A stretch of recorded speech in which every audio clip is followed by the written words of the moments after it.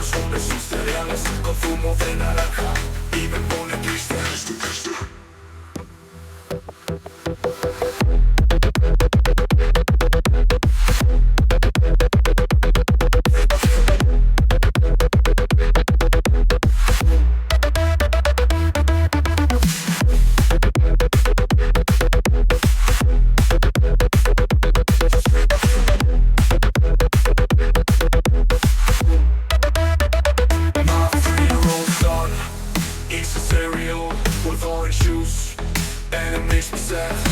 Mi hijo de 3 años come sus cereales con zumo de naranja y me pone triste.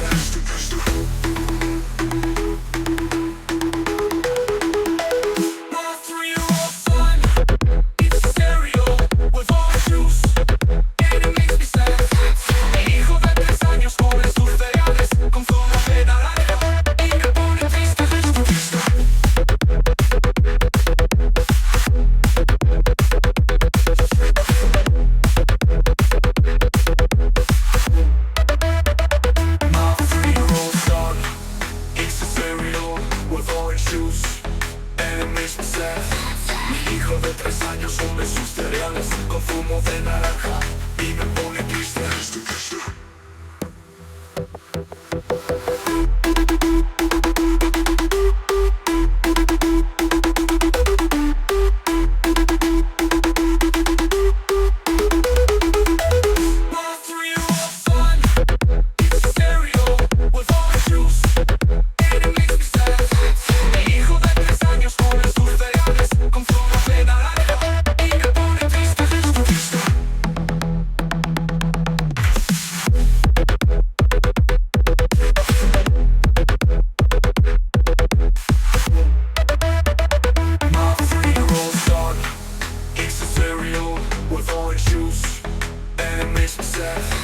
Mi hijo de 3 años come sus cereales con zumo de naranja y me pone triste.